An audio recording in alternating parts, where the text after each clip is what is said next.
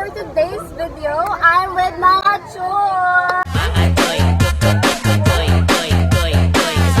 Mumukbang kami ngayon with a twist. The twist is here. Tatanungin ng mga tanong at sasagutin nila yun. Siyempre, ng mga sagot. Are you go? Fully go! Before we start,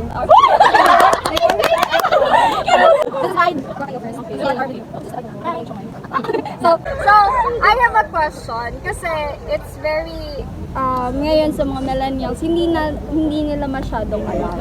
So, ano nga ba talaga ang dapat itawag? Wikang Tagalog o wikang Filipino? Ganito kasi yan. Una, noong taong 1935 ay yung kongreso natin ay gumawa ng hakbang para kumuha o pumili ng isang katutubong wika para gamitin para sa ating wikang pambansa. Ito ay nakasaad sa Artikulo 40 at ito ay nasa Section 3. Oh, so ganun siya. Akala ko, decision agad. So, may proseso pa. Meron.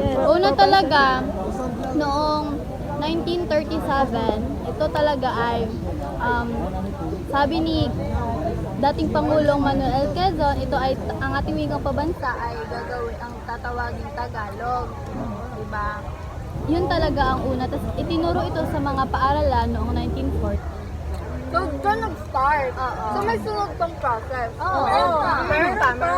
Noong Agosto 1959, sinimulang tawaging Pilipino ang Tagalog sa utos ng dating kalihim na kagawaran na si Jose. Sino? Bigyan niya ni, akala ko si Jose Marichan. Pagkatapos nun, meron pa ba? Oo. Sinasabing isinagawa ito upang mapawi ang isip nasyonalista at dahil na rin ang bansa natin ay tinatawag na Pilipinas, normal lang natawaging Filipino ang pambansang wika tulad ng mga pangunahing lengguwahe sa daigdig na kung ano ang bansa ay siya ring tawag sa wika. Pero may proseso pa rin nakasunod dito. Alam nyo ba ano yun? Ano yun? Hindi ko alam kung sabihin. Diba ka talaga humya? Sa kasalukuyan, ang wikang pambansa ay tinatawag na Filipino. At ito ang wikang ginagamit natin sa pakikipagkomunikasyon, sa edukasyon. Diba mayroon tayong asignatura at ang ginagamit natin doon ay wikang Filipino. Kaya Susumahin, Filipino talaga ating wikang pambansa. Hindi ito Tagalog. So kung may nakita or may narinig kayo na sinasabi na mag-Tagalog ka or Tagalog ang ating wikang pambansa, ay i-correct niyo yan. At isa pa dyan kasi nakasaad din sa Artikulo 14, Section 6 to 9 na ang pambansang wika ng Pilipinas ay Filipino. yun na ba yung last or meron pa? Sabihin mo na yung Section 7. Section 7 is ukol sa mga layunin ng mga komunikasyon at pagtuturo. Ang mga wikang opisyal ng Pilipinas ay Filipino talaga. Hanggat walang ibang itinatadhana ang batas Ingles. So, hindi Tagalog, hindi Pilipino, kundi Filipino.